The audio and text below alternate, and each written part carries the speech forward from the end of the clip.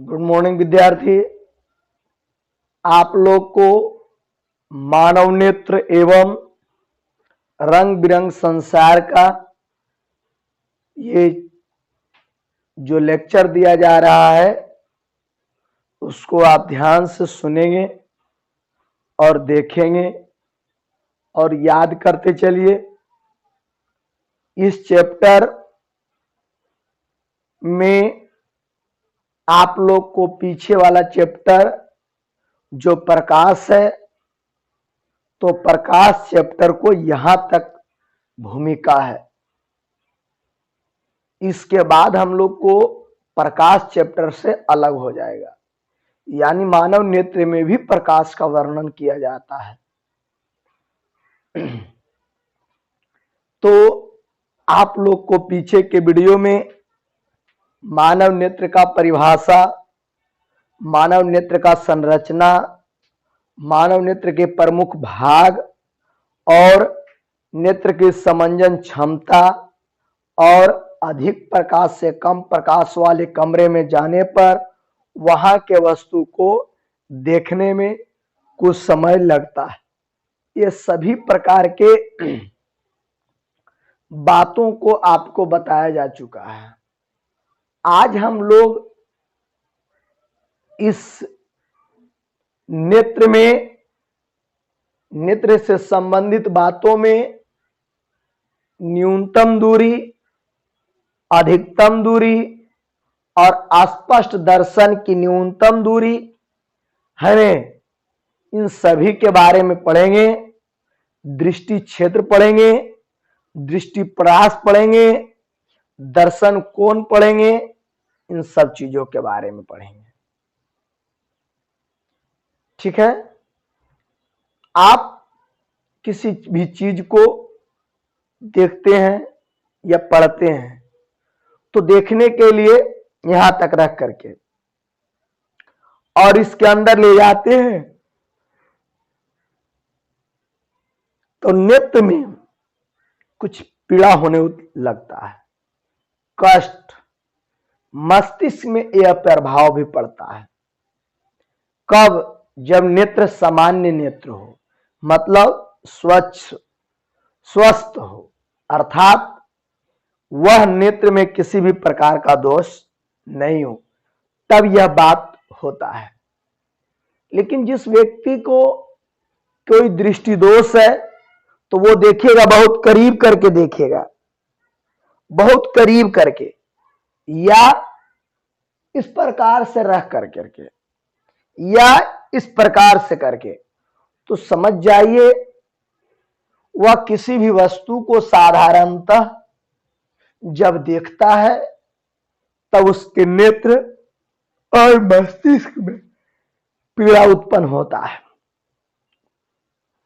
तो यदि ऐसा कोई परेशानी, कोई तकलीफ, कोई कष्ट उत्पन्न होता है तब हम उसे दृष्टि दोष के नाम से जानते हैं कि किसी भी वस्तु को समानता देखने पर यदि नेत्र में और नेत्र से संबंधित मस्तिष्क में कोई पीड़ा उत्पन्न होता है, कष्ट होता है, दर्द होता है, तब ऐसी घटनाओं दृष्टि दोष कहलाता है।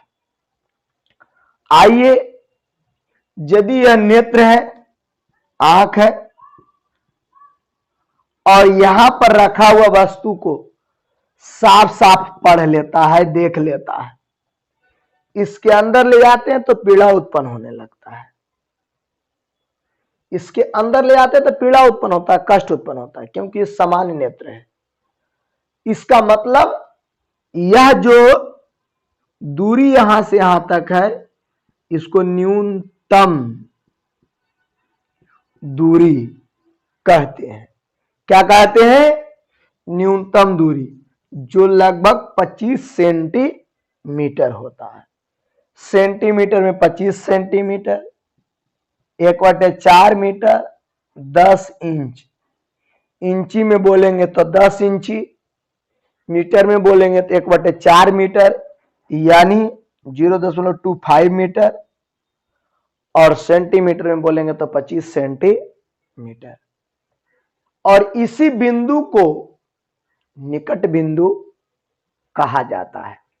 नेत्र से निकट की वह बिंदु जिसके अंदर देखने पर किसी भी प्रकार की कठिनाई पीड़ा उत्पन्न होती है, अथवा जिसके बाहर या जिस पर देखने पर कोई कठिनाई पीड़ा उत्पन्न नहीं होती है, तब उसे आप न्यूनतम दूरी, स्पर्श दर्शन की न्यूनतम दूरी या न्यूनतम बिंदु कहलाता है।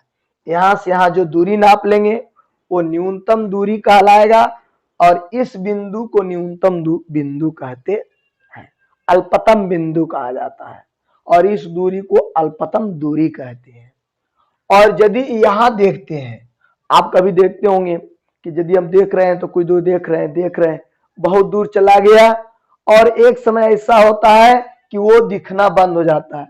तो जब दिखाई पड़ रहा है और इधर इसके बाहर जाते हैं तो दिखना बंद हो जाता है। मतलब ये जो दूरी हुआ अधिकतम दूरी हुआ, यानी ई बिंदु जो हुआ अधिकतम बिंदु हुआ। यानी इस बिंदु के अंदर देखेगा और इस बिंदु के बाहर देखेगा, इस दूरी के अंदर देखेगा और इस दूरी के बाहर देखेगा, तो यही दृष्टि परास या दृष्टि क्षेत्र कहलाता है।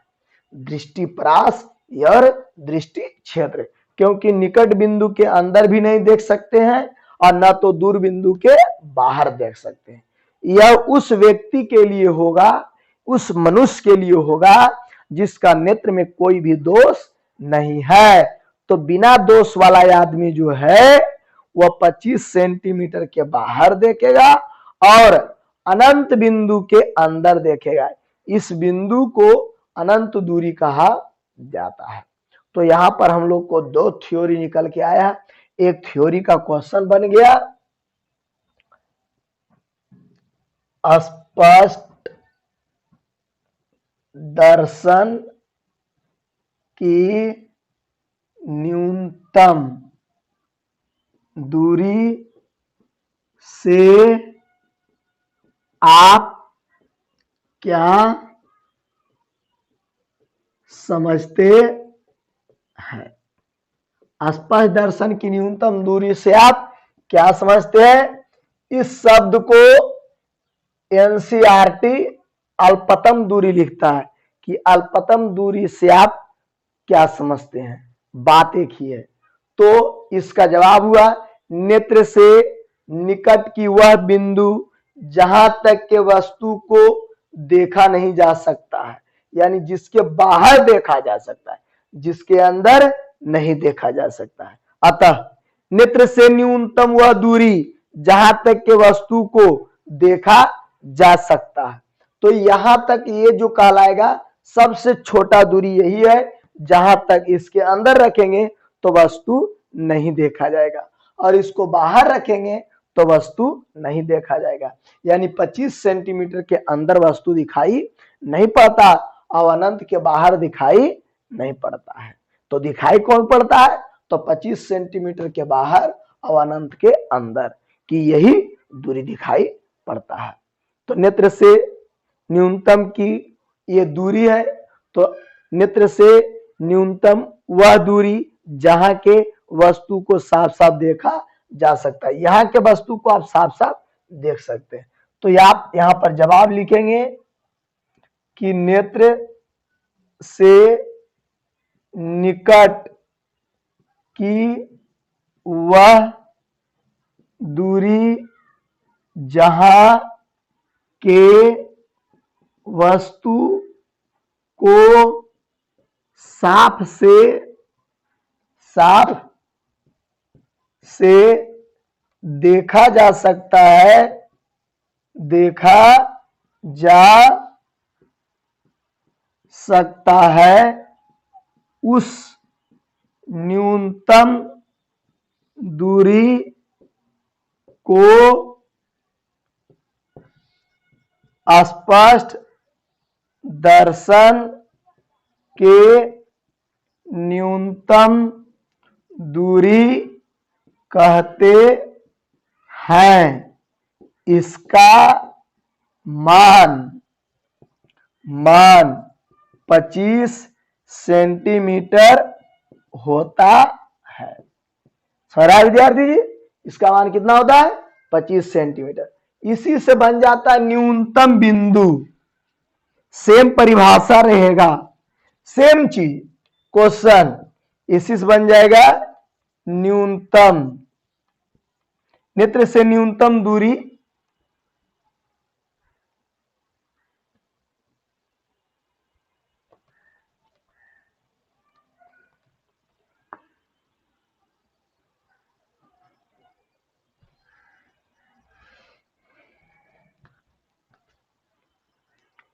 ये दूरी था, अब यही बन जाएगा आपको बिंदु। नेत्र से निकट बिंदु क्वेश्चन बन जाएगा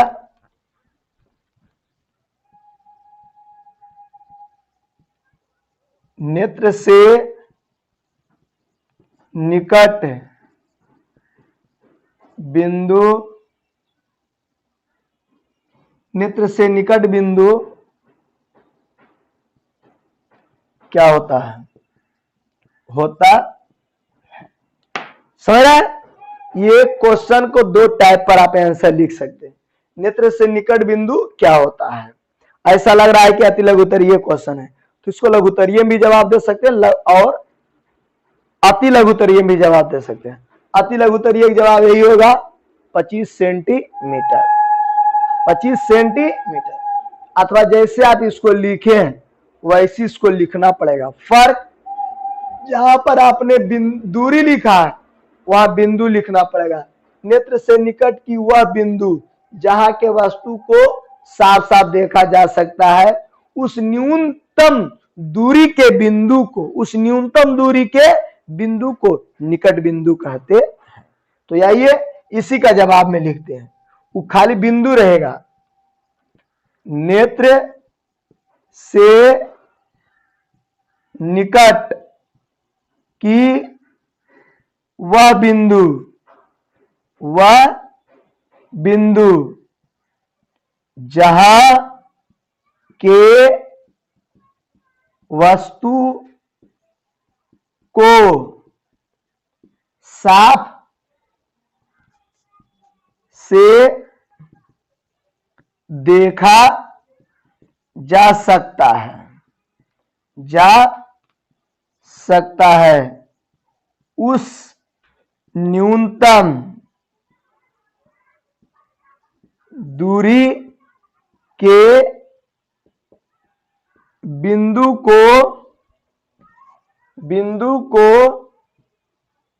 को निकट बिंदु कहते हैं। निकट बिंदु कहते हैं। इसका मान 25 सेंटीमीटर होता है। तो ये रहा विद्यार्थी, दोनों एक जैसा लगता है, फर्क वो दूरी है, ये बिंदु है, और दोनों का डिस्टेंस जो दूरी है दोनों का वैल्यू समान होता है। तो देख लिया, नेत्र से निकट बिंदु कितना पर होता है? 25 सेंटीमीटर। नेत्र से कितनी दूरी पर के वस्तु को साफ साफ देख सकते हैं? तो 25 सेंटीमीटर।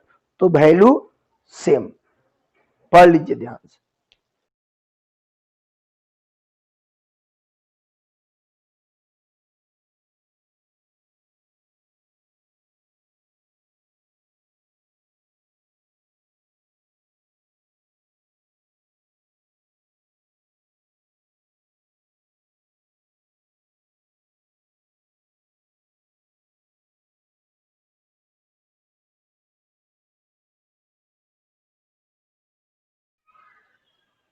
देखिए आगे, अब न्यूनतम दूरी के जगह पर अब हम लोग को अधिकतम दूरी लगेगा।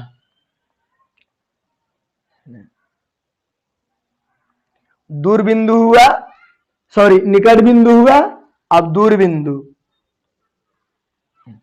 तो दूर बिंदु हो जाएगा अनंत पर। ठीक है, नेत्र से अधिकतम दूरी की वह बिंदु, दूर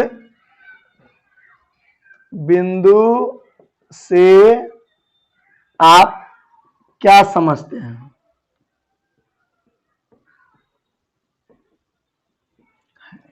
आंसर में हो जाएगा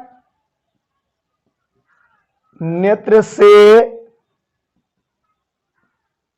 अधिकतम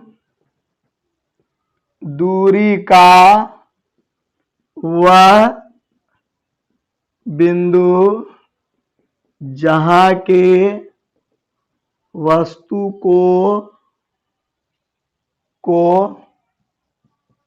साफ से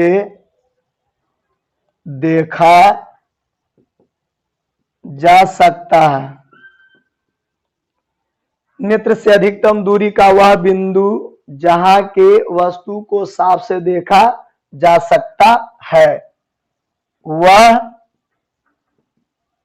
बिंदु को दूर बिंदु कहते हैं, जो अनंत पर होता है। ये हो गया। अगला क्वेश्चन, दृष्टि परास या दृष्टि क्षेत्र से आप क्या समझते हैं?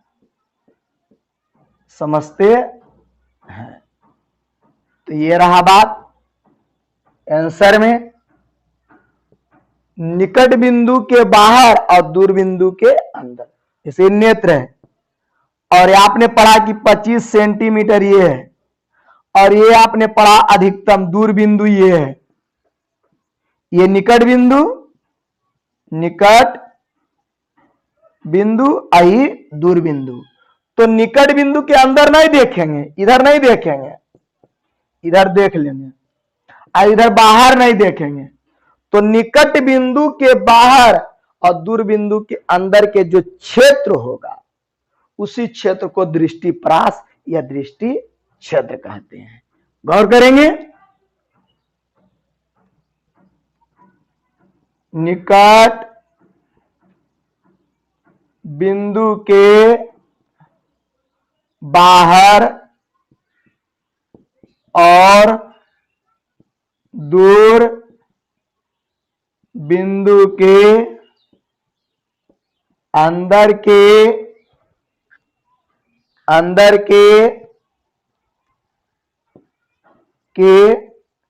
क्षेत्र को दृष्टि परास कहते हैं। सुनिए विद्यार्थी, निकट बिंदु के बाहर और दूर बिंदु के अंदर के क्षेत्र, निकट के बाहर और दूर के अंदर के बीच वाला जो क्षेत्र होता है उसी क्षेत्र को हम लोग दृष्टि परास कहते हैं। अब हम किसी वस्तु को देखते हैं तो देखने में जो हमारी आंख पर जो कोण बनती है उस कोण को दर्शन कोण कहते हैं। और इसी कोण के आधार पर कोई वस्तु हमसे जब दूर जाता है या पास आता है तो बड़ी और छोटी मालूम पड़ती है। पास में हेलीकॉप्टर है और यदि वो उड़ान भरती है तो बहुत दूर जाने के बाद वो धीरे धीरे उसका आकार छोटा हो जाता है और अंत में एक पक्षी के समान हो जाता है और बाद में दिखाई भी नहीं पड़ता है। इसका मतलब वो हेलीकॉप्टर का आकार छोटा नहीं हो गया, वो तो निर्जीव है, उसका आकार नहीं बदलता, बल्कि आपको उस हेलीकॉप्टर को देखने पर जो दर्शन कोण बन रहा है उस कोण का मान दूरी बढ़ने पर दर्शन कोण का मान घटता है, इसलिए वो वस्तु आपको छोटी मालूम पड़ती है। तो जब हम किसी वस्तु को देखते हैं तो देखने में हमारी आंख पर जो कोण बनती है उस कोण को दर्शन कोण कहते हैं। जब वस्तु आंखों से दूर जाती है तो दर्शन कोण का मान घटता है, जब पास आती है तो दर्शन कोण का मान बढ़ता है। फॉलो किया बात को। एक आंख से जब हम किसी वस्तु को देखते हैं तब उसका दर्शन कोण का मान 150 डिग्री होता है, और जब दोनों आंख से किसी वस्तु को हम देखते हैं तो दर्शन कोण का मान 180 डिग्री होता है। एक आंख से देखने पर 150 डिग्री दर्शन कोण का मान, और दोनों आंखों से देखने पर विद्यार्थी जी उसका मान कितना हो जाता है, तो 180 डिग्री। जिस जीव का नेत्र सिर के ऊपर भाग में होता है और आंख चारों बगल घूमता है तो उसका दर्शन कोण 360 डिग्री होता है। तो आइए विद्यार्थी हम अगला क्वेश्चन का जवाब आपके बीच लिखते हैं कि दर्शन कोण किसे कहते हैं। तो ये रहा, अब ये रहा जवाब कि जब हम किसी वस्तु को देखते हैं तो हमारी आंख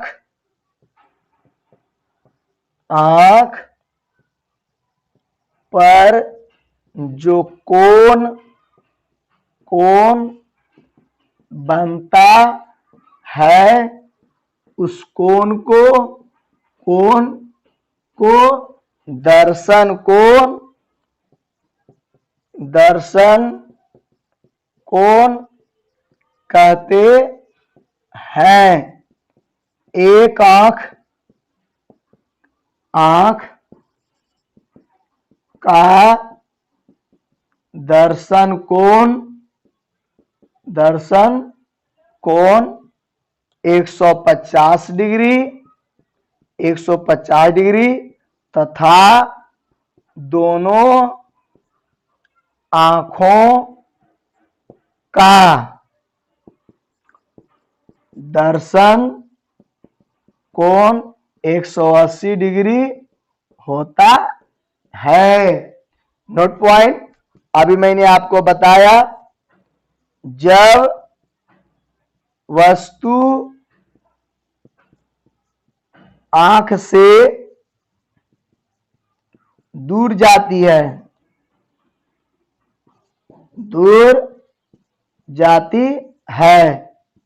तब दर्शन कोण का मान घटता है, जिससे वस्तु की आकार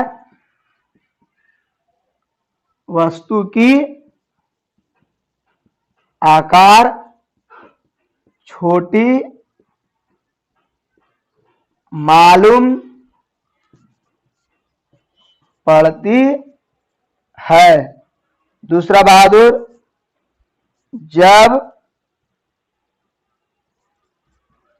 वस्तु आंख के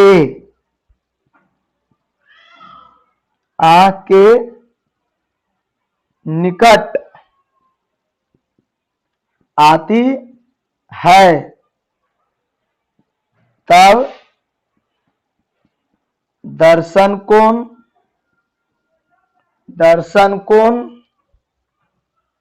का मान बढ़ता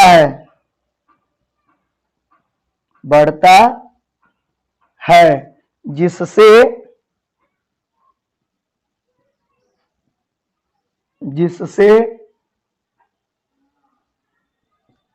वस्तु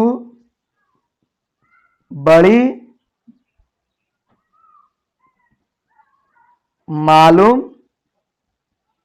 पड़ती है।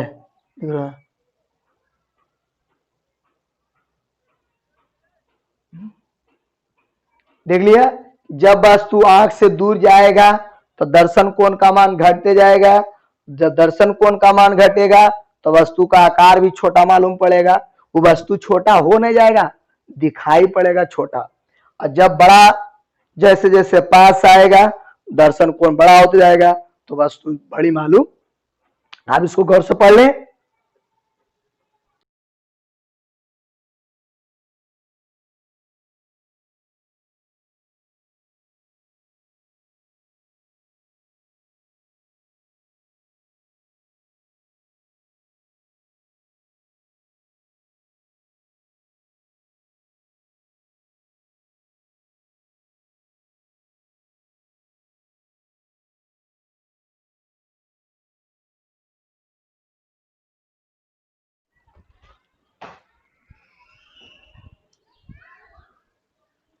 तो देख लिया विद्यार्थी।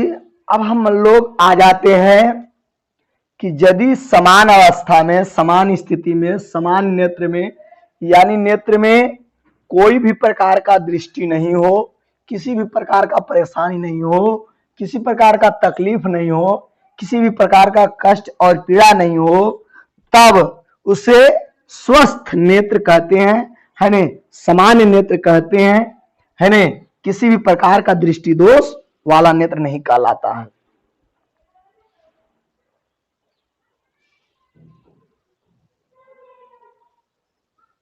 देखिए अगला है हम लोग को क्वेश्चन में कि दृष्टि दोष, दृष्टि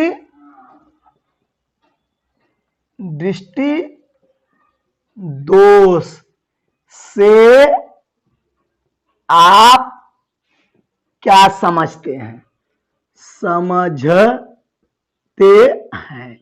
देखिए विद्यार्थी, यहां जो परिभाषा लिखा जाएगा समझाकर और उसी दृष्टि से लिखा जाएगा, इसलिए समझते हैं। तो यहां पर विद्यार्थी इस बात को याद रहे कि जब हम किसी वस्तु को देखते हैं कहीं भी, चाहे ऊंचाई में, चाहे गहराई में, या दूरी या पास में, तेज हवा में, तेज धूप में, और देखने पर किसी भी प्रकार का तकलीफ नहीं हो, कष्ट पीड़ा नहीं हो, तो उसे सामान्य नेत्र कहते हैं, स्वच्छ नेत्र कहते हैं, समान अर्थ हुआ। लेकिन यदि किसी वस्तु को, चाहे दूर वाले वस्तु को, चाहे पास वाले वस्तु को, या गहराई वाले वस्तु को, या कुछ हवा चल रही है तो उस अवस्था में या तेज प्रकाश में देखने में कोई भी पीड़ा उत्पन्न होने लगे, तो समझ जाइए उस नेत्र में किसी भी प्रकार का दोष है। तो ऐसे पीड़ा, ऐसे कष्ट को ही दृष्टि दोष कहा जाता है। नेत्र में जो होने वाले दृष्टि है, दोष है, वो 4 भागों में बांटा गया है। निकट दृष्टि दोष, दूर दृष्टि दोष, जरा दृष्टि दोष और वैषम्य दृष्टि दोष, या इसी को अविंदुकता दृष्टि दोष भी कहते हैं। तो जब हम किसी वस्तु को देखते हैं और देखने में नेत्र में पीड़ा उत्पन्न होती है ने, तब वो दृष्टि दोष कहलाता है। यदि देखने पर कभी कलाल आपको ऐसा भी होता होगा कि हम पढ़ रहे हैं, पढ़ते पढ़ते आंख से आंसू गिर गया, ये भी दृष्टि दोष का लक्षण है। ये अभी तो आंसू के रूप में है, फिर ये धीरे धीरे दृष्टि, आपको नेत्र देखने की जो शक्ति वो घट जाएगा। आप इस पर तुरंत उपचार करवाएं, डॉक्टर की सलाह की मदद ले, और नेत्र के पोषण के लिए विटामिन ए का खुराक अवश्य ले। आप जानते हैं कि विटामिन ए की कमी से आंख संबंधी रोग उत्पन्न होता है।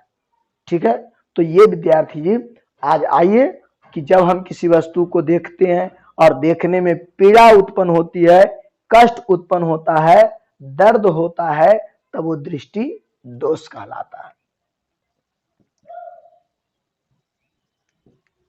किसी वस्तु को देखने में जब पीड़ा या कष्ट होता है, तब उसे दृष्टि दोष कहते हैं।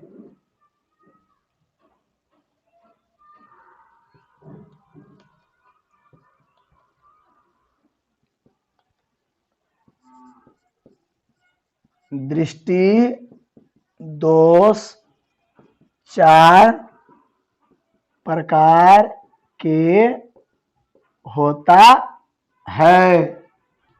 पहला, निकट दृष्टि दोष। दूसरा, दूर या दीर्घ दृष्टि दोष। तीसरा, जरा दृष्टि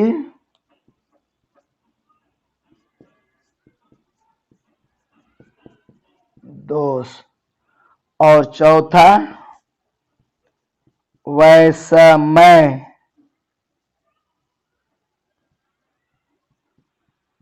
दृष्टि दोष। इसी को बोलते हैं अबिंदुकता। ठीक है, आप इसको गौर से पढ़ लें।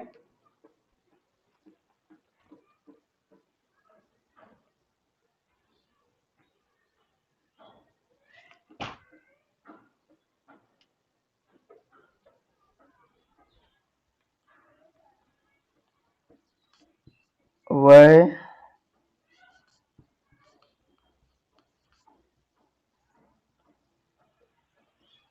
देख लिया।